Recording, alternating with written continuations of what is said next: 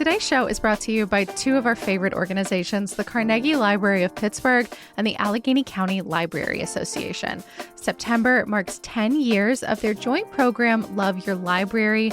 It's really a county-wide celebration where your donation during the month of September will be partially matched and helps keep essential services going. So everything from books and materials to facility improvements and programs for all. If you use the library system, show your love and donate now at loveyourlibrary.org. CityCast Pittsburgh is supported today by the Heinz History Center and their newest exhibition, Pittsburgh's Hidden History. It is a cornucopia of curiosity, a magical menagerie of memory, and a little bit of this and that. There are flowery couches, relics from Kennywood, even a collection of shivs. If you listen to this show a lot, you know we are loving this. It is truly mind-boggling to see how the curators brought together such a wide range of rarely seen artifacts to tell Pittsburgh stories like never before. To buy your tickets and learn more, visit HeinzHistoryCenter.org.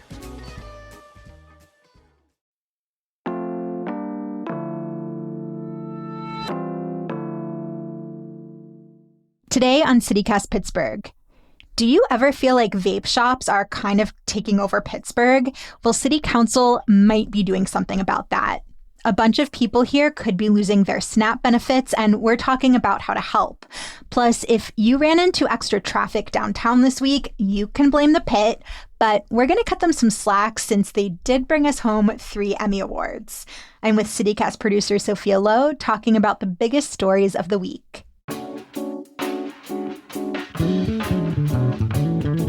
It's Friday, September 19th. I'm Mallory Falk, and here's what Pittsburgh's talking about.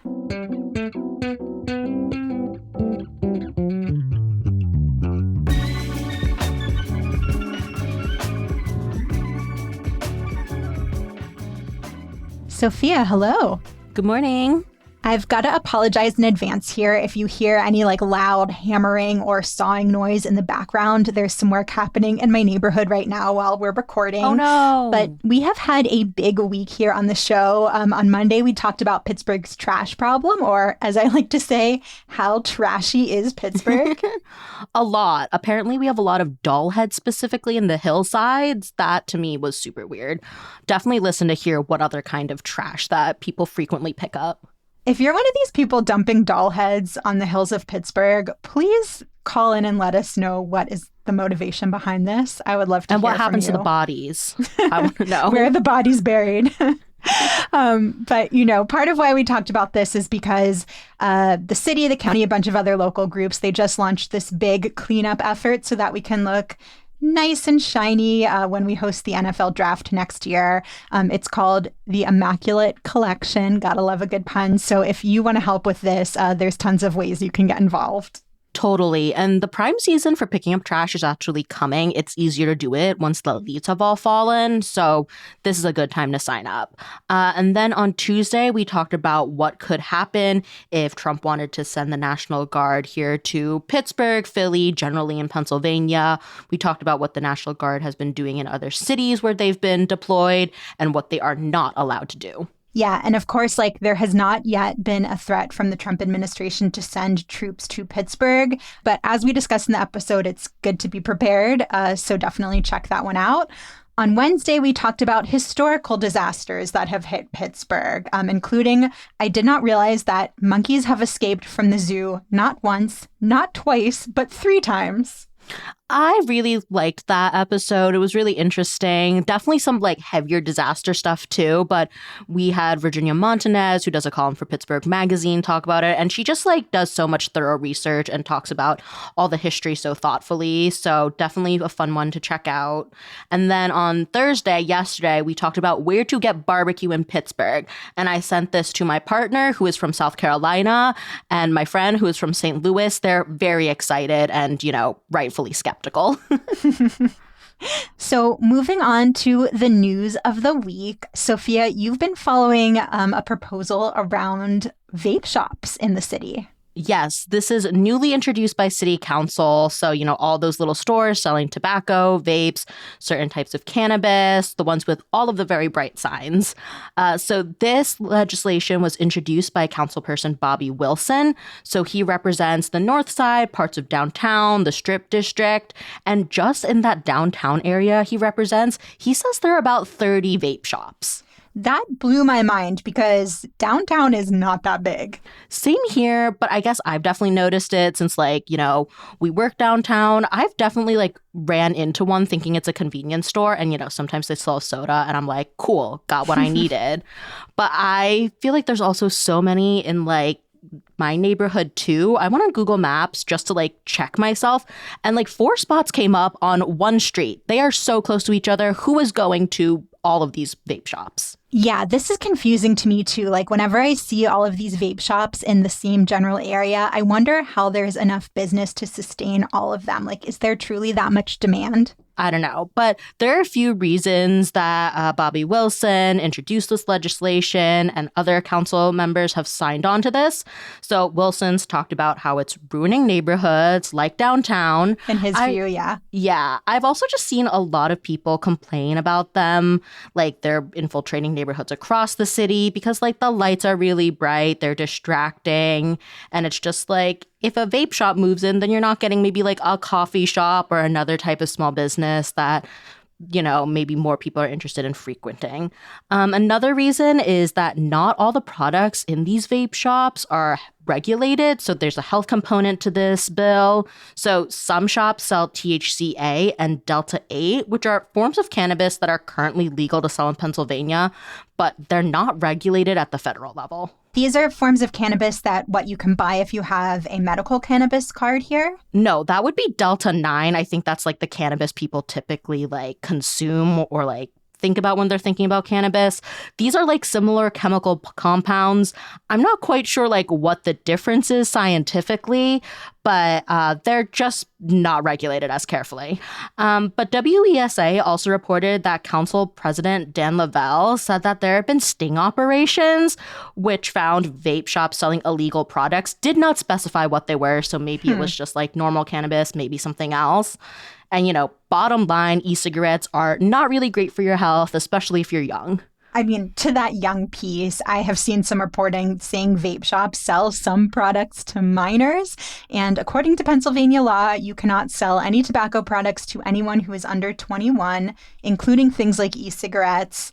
But it does not surprise me that might be happening at some of these shops. The legislation definitely seems to be thinking about health of the kids, health of the communities as a whole. So if this legislation is approved, new vape shops can't open within 1,500 feet of schools and daycares, plus religious centers, parks, and another vape shop. So I guess that part is trying to curb in that situation, like in downtown where you've got 30 shops in such a small area. I'm really interested in what happens to vape shops that already exist by, say, a park or a school. Someone was just telling me how her mom works at a school that's right by a vape shop and does not love that. So unfortunately, that part would only apply to new vape shops. An existing vape shop would not have to pick up and move. So I'm not sure how much of the problem that part addresses, but the legislation has other rules too. If this legislation goes through, the shop owners would have to keep products in locked cases or behind the counter. Plus, the shops wouldn't be allowed to sell late at night. So they'd have to be closed between 11 p.m. and 9 a.m. Interesting. I mean, this kind of makes sense to me. Just from a cursory glance at things, it seems like there are other cities that do regulate vape shops. And so it's probably about time that happened here. It was surprising to me how little regulation there is here. Yeah, me too. And reporting from KDK pointed out that some people do want more restrictions. This proposed legislation doesn't address a ton. Pittsburgh currently does not have fees for running a smoke shop. Philly charges $300 a year. And that's not a huge amount, but I get why that could be a deterrent. Yeah, and any money that's being left on the table also, why would the city not try to benefit from these spots?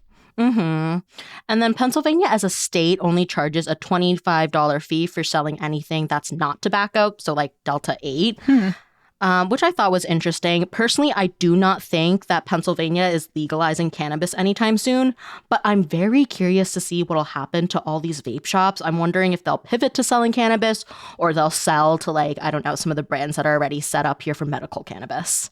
Yeah, I have heard speculation that vape shops are just kind of like placeholders, like reserving that spot for if and when the state legalizes recreational cannabis. So I guess, yeah, you want that prime spot on a street that gets lots of foot traffic here.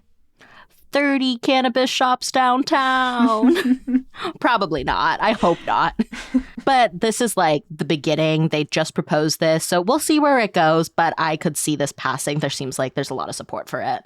Yeah, I'm imagining like the public comment at a council meeting being people just complaining about the blaring lights from vape shops in their eyes. That's such like a key complaint about these spots that I've heard. Oh, yes. I have seen that on Reddit time and again. Well, we are going to turn now to our weekly trivia question. And this week, I've got a question about a very famous Pittsburgher who truly needs no introduction, Fred Rogers, Mr. Rogers. Sophia, I'm curious if Mr. Rogers' Neighborhood was like part of your life growing up, or if by then like kids weren't really watching that anymore. Okay, no one come for me. I am 25 and I don't really think people my age are watching Mr. Rogers growing up. But like, I think people still really like know who he is, have good vibes, good feelings from him. Cause like, he was a very sweet old guy wearing sweaters and like taking care of his fish. I was going to say, if you know nothing else, I assume you at least know about the cardigans. Yes. Hopefully you're not at too much of a disadvantage here with this week's trivia. I assume you're at least familiar with Mr. McFeely, the speedy delivery man on the show? Yeah. I generally know like the Mr. Rogers universe and like the people existing there. Got it. Yeah, he's probably like the most famous mail carrier, fictional or real, that our country has ever seen. But do you have any guesses as to how Fred Rogers came up with the name Mr. McFeely? Oh, I have no idea. Would you like multiple choice? Yes, please. Okay, so was McFeely the name of his childhood best friend, the name of his favorite teacher, the name of his real-life mail carrier, or his middle name? I'm going to go with his best friend just because I feel like it's too obvious it's the mail carrier. Well, we will have the answer after the break.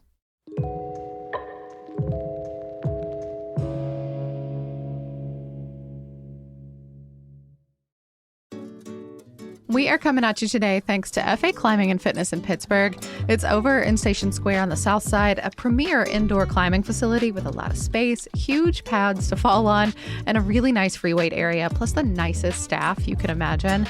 Whether you have been sending since the days of the Stone Masters or it's literally your first time laying eyes on a climbing shoe, FA Climbing and Fitness in Pittsburgh is here to help. They will show you how to safely fall. They'll give you a nice tour. They have color-coded routes at all ability levels, so you're sure to get a challenge no matter where you're at. And you can also do yoga, try out the gym, sit on the couch and watch the river go by. It's all included in your day pass or membership, which, by the way, if you are hearing this, then you qualify for a BOGO deal. CityCast listeners can buy one day pass and get one free. If you already have a membership, just share it with a friend. Rental gear is all included, plus 2 hours of free parking, and they have student and family passes too. Trust, the climbing community is amazing. You don't have to be good. You just have to be down for a good time. Learn more and get your BOGO passes at faclimbing.com/citycast. Let's climb Pittsburgh. This episode of CityCast Pittsburgh is supported in part by City Theater Company. This fall, they are putting on a play called Another Kind of Silence, written by L.M. Feldman. And if you're a theater aficionado, this one you probably should miss. It's one of the most ambitious productions in city theater history.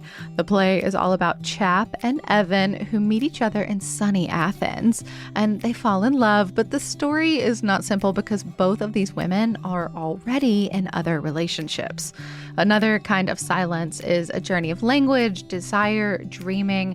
You don't want to miss the bilingual and bicultural world premiere in English and American Sign Language, and you'll leave feeling inspired and hopefully heartened by the show's wanderlust and wonder. It runs from September 20th to October 12th. You can get your tickets at citytheatercompany.com. Okay, we are back. And Sophia, you were wrong on both counts. The name Mr. McFeely was not Fred Rogers' best friend, and it also was not the name of his mail carrier. McFeely is Fred Rogers' middle name. Oh, really? Okay, no idea. I just thought Fred Rogers. That was it. Yeah, he was named for his maternal grandfather, Fred McFeely, and the rest is history. That's really sweet. It's a family connection. Every new detail I learn about Fred Rogers just makes him seem even more wholesome and even sweeter. Yeah, that's why I feel like even if people haven't watched the show, people are still enamored with him. Well, hold on to all of those internal good feelings that Fred Rogers' name and story inspires in you, because this next segment is a little bit bleak. There is some new data out around the poverty rate in Pittsburgh. Oh no, I'm guessing it went up if we're talking about bad news. Yeah, so it went up only slightly less than a percentage point. So, okay. But overall across the country and in cities around Pittsburgh, the rate dropped. So It's disappointing that things are improving in other places and getting even if it's just incrementally worse here, that's still not a great trend. I'm going to be honest. I'm surprised that it went down in cities at all, just because I feel like I'm always hearing about people talking about their grocery bills and inflation and all of that stuff. But I guess I am talking to other Pittsburghers. I don't know. Yeah. So essentially in 2023, 19.9% of Pittsburghers lived below the poverty line. And then last year, 20.1% did, which means that 1 in 5 residents here lives in poverty. And if you zoom out, our poverty rate is better than it was a decade ago. It kind of peaked in 2014. But the PG analyzed the numbers and did find a really concerning trend that there is a growing disparity here between Black and white families in the city. Yikes. Yeah. So there has been a racial gap here for a long time, but it was starting to narrow in the years leading up to the pandemic. And then since the pandemic, the poverty rate for white residents has kept declining, but the rate for Black residents has increased. So really not good news. Do you know what changed if this gap was starting to narrow, but now it's gotten bigger again? At least the article I read didn't really give reasons for that. It did quote a sociology professor at Pitt saying that a big challenge that Black residents in Pittsburgh feel is the lack of affordable housing and that they're getting pushed out. We've talked a ton on this show about the need for more affordable housing in Pittsburgh. And a lot of the efforts around trying to create more affordable housing came out of a study finding exactly this, that a lot of Black residents and Black families could no longer afford to live in Pittsburgh. And I guess you said the pandemic was kind of when this switch happened. I guess thinking back to early COVID, I know that Black people, people of color, immigrant families, lower income people, all of those groups were hit harder by the pandemic. And I guess it has been a really hard time to recover economically. Yeah, exactly. And while we're on this topic, there's some other unfortunate news, which is that wages here in the Pittsburgh region, they are not rising as fast as the national average. Another bummer. Oh, that really is a bummer. Yeah, I saw this story in Axios. The average weekly pay rose by 3.2% in Allegheny County over the past year, compared to 4.1% nationally. I guess the good news within this is the fact that weekly pay rose at all. It's good to see it. But there's been so much inflation. Yeah, that was the other piece, that inflation kind of canceled out a lot of that increase. I think there's a lot of different reasons why the Pittsburgh region is in the place it's in, but I'm curious if you have any guesses why some other places might have seen more growth than we did where wages are concerned. Oh man, economics is not my strong suit. Does this have to deal with our population at all? If our population isn't increasing, I don't know if there's incentive to pay people more. I don't know. Does that even make sense? You can tell I'm not an economist. It's a good hypothesis, but it's because other places are raising their minimum wage and we are not. Oh, so the answer is much more straightforward. Again, not an economist. Yeah, we have talked a lot on the show about the fact that right now the minimum wage in Pennsylvania is just the federal minimum wage. There have been a lot of pushes to raise it. They have not come to pass. But in the meantime, a lot of other states and a lot of other cities have been raising their minimum wage. And something that probably will not help with this at all is the fact that a bunch of people in our region and across the country are losing access to SNAP benefits. So, federal assistance that helps people pay for groceries. I've also seen that headline popping around a lot this week. Yeah, because some of these changes just went into effect this month. So in case you somehow missed it, Trump's big, beautiful bill that got passed this summer made big cuts to the program and changed the rules around work requirements. A lot of people who had been exempt from those requirements won't be anymore, including seniors, like people between the ages of 55 and 64. And yeah, some of the changes don't take effect until November, but like I said, some just kicked in this month. The state has estimated that more than 140,000 Pennsylvanians could lose their SNAP benefits. And here in Allegheny County, that means more than 13,000 people could lose these benefits. Yeah, and things could get even worse, actually. So the Trump administration has asked Pennsylvania to turn over the personal data of people who receive SNAP, so including things like their social security numbers and immigration status. Pennsylvania has not done this so far. The administration asked all of the states. Some have complied, others have not. But now the Trump administration is saying that if Pennsylvania doesn't share this data by today, it will withhold millions of dollars in food stamp funding. Yikes. How much does that come out to? Because I know there's often matching programs or just the federal steps in for part of it. The state covers the rest. Yes, essentially they would withhold 10 cents of every dollar of food aid that Pennsylvania receives. Oh, yikes. That is a pretty decent chunk. Yes, shout out to Tom Reese at WESA for his reporting on this. They got a copy of the warning letter that got sent to Governor Josh Shapiro. His office referred them to the Department of Human Services, which said they're evaluating next steps. So I don't know what's going to happen after today, but yikes on all of this. I don't know how we're going to cover that. We haven't even figured out our state budget yet. And then this is more money that we have to figure out. This is really tough. Yeah, I mean, we will definitely keep watching to see if that money does get withheld. For whatever it's worth, a bunch of other states filed a lawsuit over this request for data in July. They said, it could be used to create a government surveillance database. And Shapiro did not join that lawsuit. Of course, he's been part of many others. But we'll keep watching to see what happens with that lawsuit and, of course, what happens with funding here in our state. Absolutely. I really hope we don't lose that. People definitely need that funding. The Greater Pittsburgh Community Food Bank told WTAE that it gave out a record-breaking number of meals. So that would be this year in 2025. And this was more than the height of the pandemic in 2020. So people are looking for ways to feed themselves affordably or with help from the government or local organizations. Yeah, and if you want to learn more about how local food banks and organizations are preparing for this increased need as folks lose access to SNAP benefits, Next Generation Newsroom has a really good, thorough story on it, so we will link to that in our show notes. But one thing I think is important is to just, as bleak as all of this is, not end on a note of hopelessness and despair. So we wanted to kind of point out some resources in and around Pittsburgh that exist if you need food assistance, or if you want to help ensure that your neighbors, other folks in your community, have access to food. Yes, definitely. We actually have an article on our website with a bunch of different resources. We'll drop the link in our show notes, but some to shout out. One big one, 412 Food Rescue. We've talked about them on the show before. They're a group that takes surplus food from places like grocery stores and restaurants and then delivers it to organizations that serve people facing food insecurity, so you can help them by making those deliveries. So you just download an app and see if there's a delivery that works with your schedule. For example, scrolling through now, there's an opportunity to pick up baked goods from a 350 bakery on the south side and then deliver them to the Allentown Senior Citizen Center. And if you're looking for food, 412 Food Rescue also has a really great map on their website that shows you where you can find free meal distributions, free fridges, and food pantries. And, we mentioned the Greater Pittsburgh Community Food Bank. They are really trying to brace themselves for what they expect will be even more need in the coming months.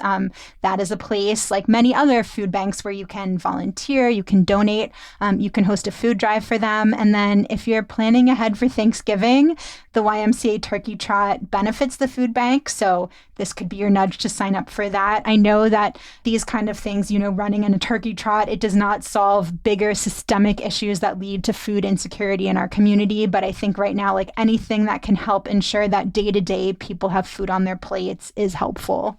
And then another really wonderful group is Just Harvest. They do a lot of work addressing the root causes of hunger in Allegheny County. So you can also sign up for action alerts from them.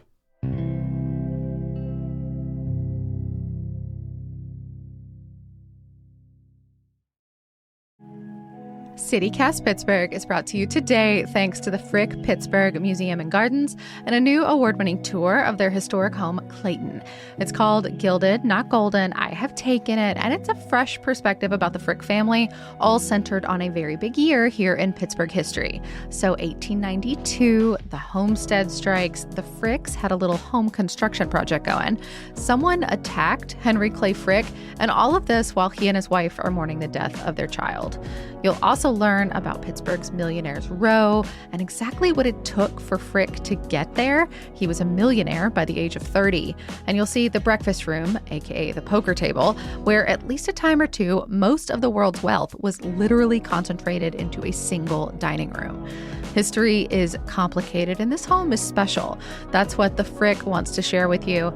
The Frick's Gilded, Not Golden tours of Clayton run Tuesdays through Sundays from 10:15 a.m. through 3 p.m. Get your tickets and learn more at thefrickpittsburgh.org. So now it's time for one of our very favorite segments here on CityCast Pittsburgh, shout-outs from our CityCast Pittsburgh neighbors. Sophia, who've you got for us this week? Today, I am bringing you a shout out from Jeffrey C. He wants to highlight Vocal Confluence. This was a totally new group to me, but it sounds super cool. It is a barbershop chorus, and Jeffrey says they've been super welcoming to him as a new singer and Pittsburgher. I looked around on their website, so anyone can join. You don't need to have barbershop singing experience, and you don't need singing experience period if you want to learn something new. A lot of members, have some sort of like a cappella background or musical theater, but they sound like a really inclusive group. So thank you, Jeffrey, for sending in this recommendation. And every other member, please send us your favorite local businesses, nonprofits, any org, or become a CityCast Pittsburgh neighbor and then send us your favorite things about the city. We will read it right here and also share it in our newsletter. And you can join today at membership.citycast.fm. That is membership.citycast.fm. And you get a ton of other great perks too, like ad-free listening. And we do a lot of ticket giveaways just for our neighbors. Yeah, this is so delightful. I always love when we get shout outs that are places that aren't on any of our radars. It's such a fun way to learn about little pockets of Pittsburgh and different communities in Pittsburgh. We are going to end the show, as we always do, with a thing you need to know, a local win, and a local loss. So starting off with a thing to know, this week was the 5th annual Eradicate Hate Summit in Pittsburgh.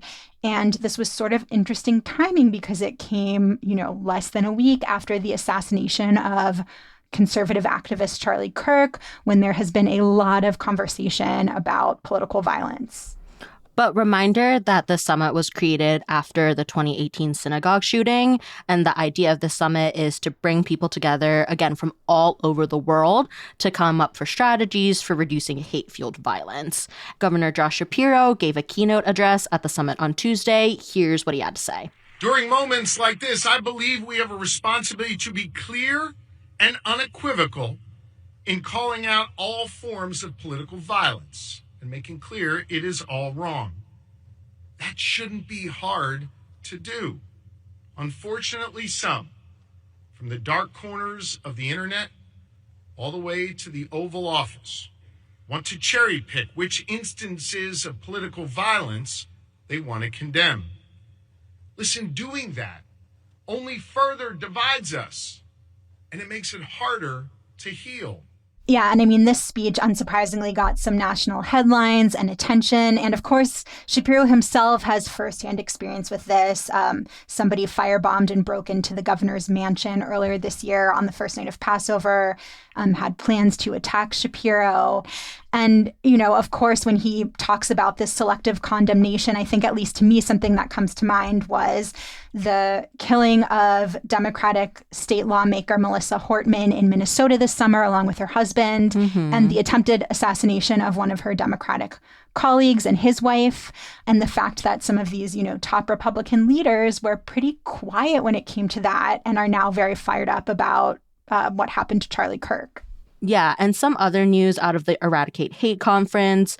A bunch of local groups have joined together to launch an anti-hate coalition. It's called Stand for All Pittsburgh. So they're going to be hosting events, activities, and trainings that are designed to bridge divides. So it sounds like it's in the very early stages. So I'll definitely be watching to see what they're coming up with.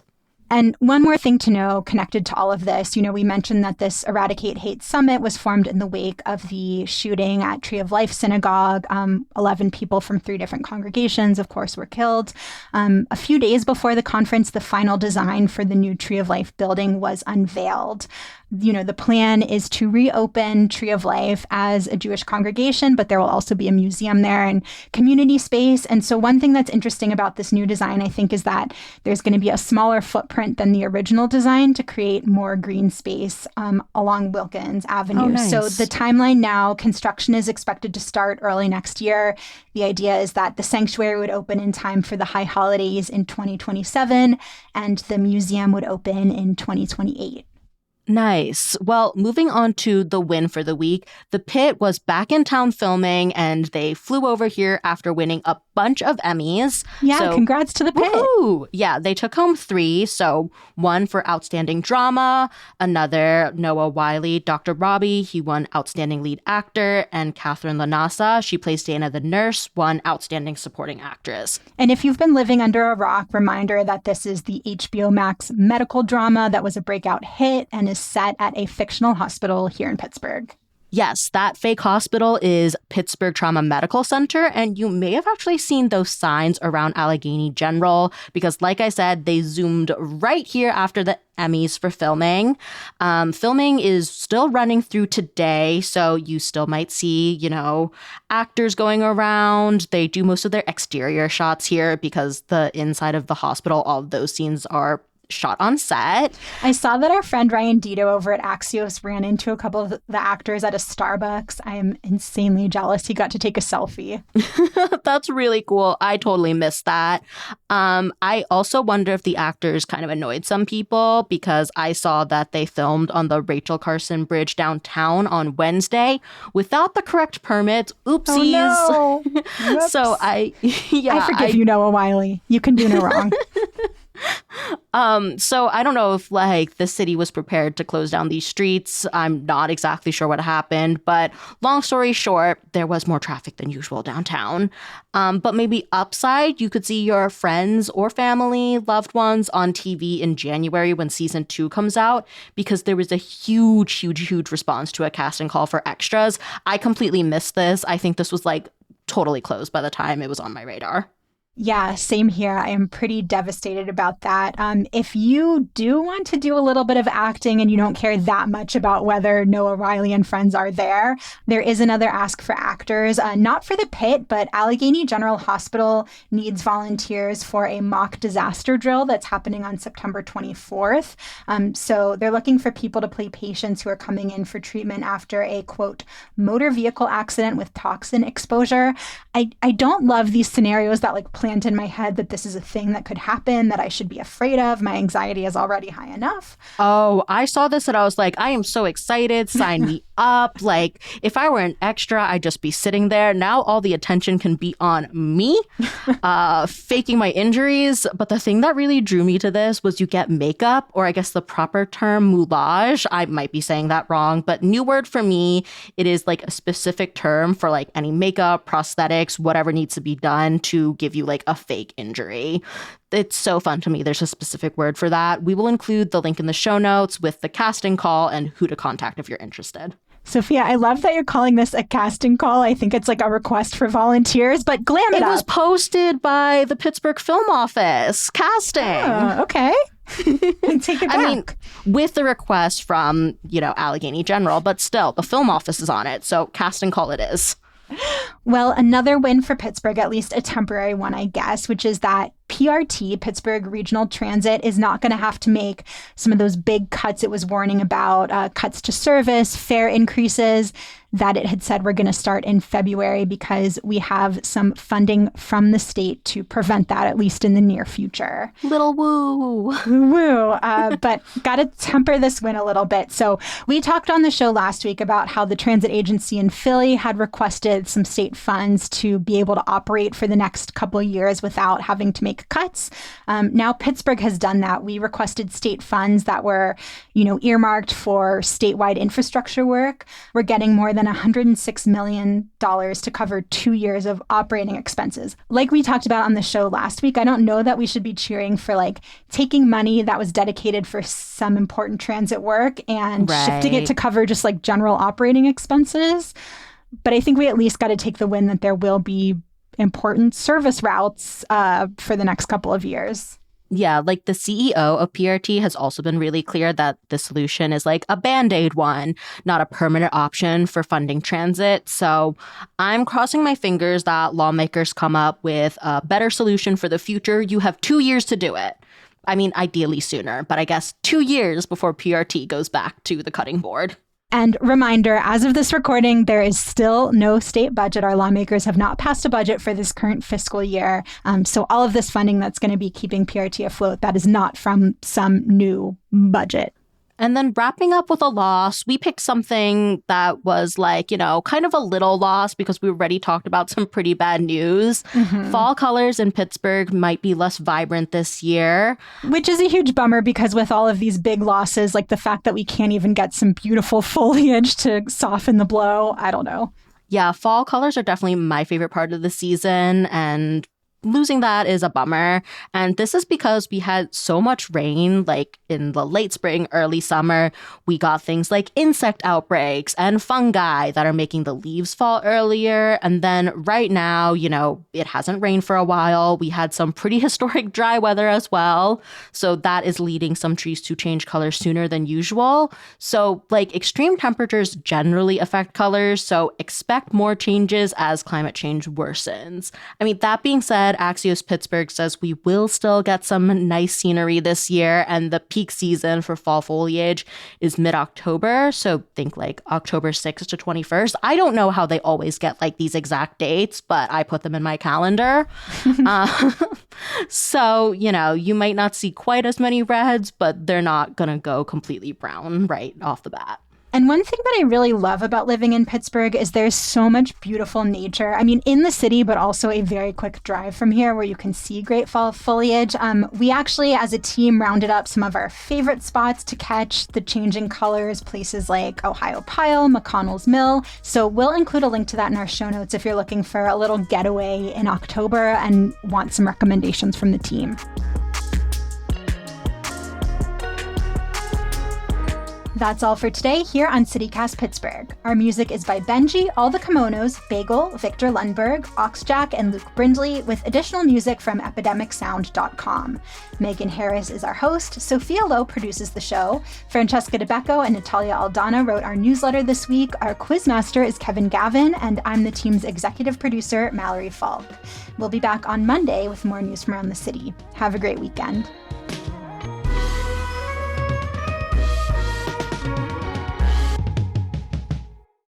My High School Musical, the last opening night, had a big switch up because half of the cast got caught vaping in the bathrooms.